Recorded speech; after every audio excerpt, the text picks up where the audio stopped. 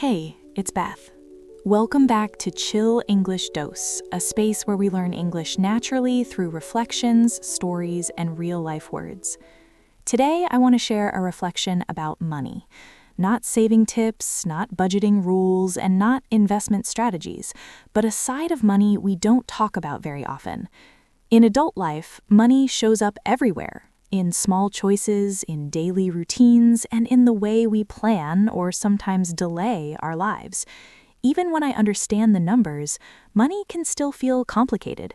It's not just something we calculate, it's something we live with.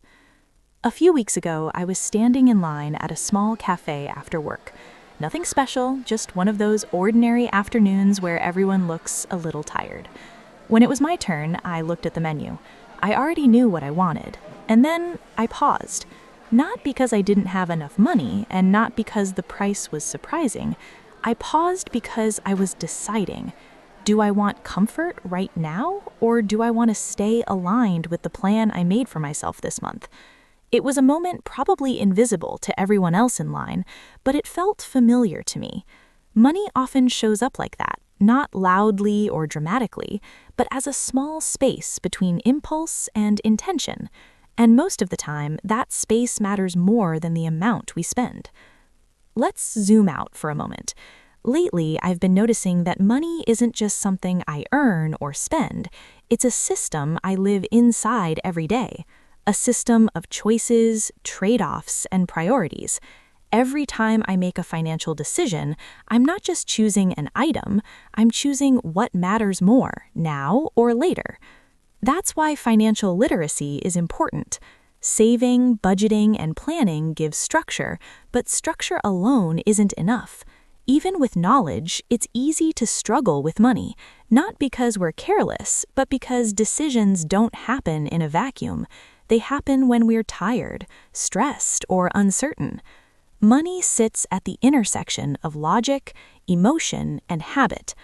Growth begins when we're willing to notice all three, not just the numbers. Emotional spending is often treated like a problem, something to fix, something to control, or something to feel ashamed of. But I've been learning to see it differently. Emotional spending is also information. It tells me what I'm craving: comfort, relief, or a sense of reward.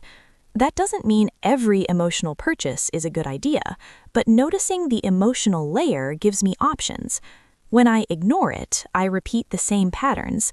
When I pay attention, I gain clarity. Growth with money doesn't start with self-punishment, it starts with awareness. A healthy money system still needs structure, budgets, plans, and limits, but structure doesn't have to feel like a cage. A budget isn't there to take joy away, it's there to protect what matters to me. When structure is built on fear, it feels heavy. When structure is built on clarity, it feels steady. Instead of asking, how can I stop spending, I try asking, what am I choosing to support with this money? That question changes everything. One of the fastest ways to damage my relationship with money is comparison.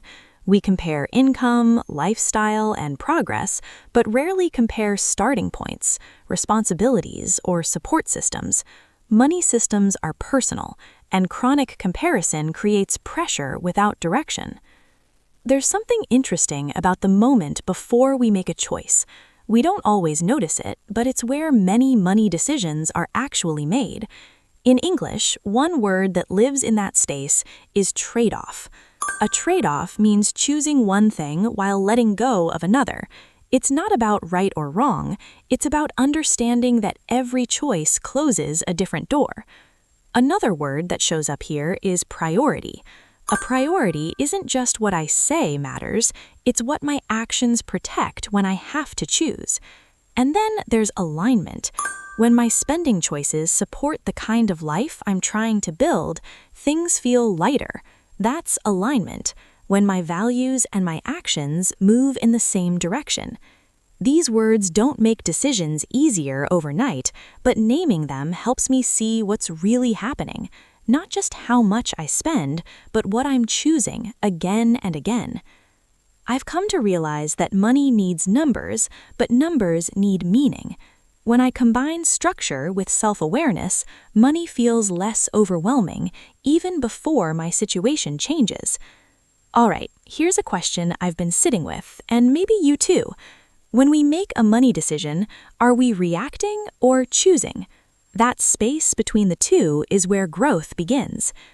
If this episode helped you see money a little differently, take a moment to sit with it. Maybe notice a recent decision and the pause you gave yourself before acting. And if you're learning English through these reflections, don't forget to subscribe. Here you can grow your words and grow yourself. I'll see you in the next episode of Chill English Dose. Take care.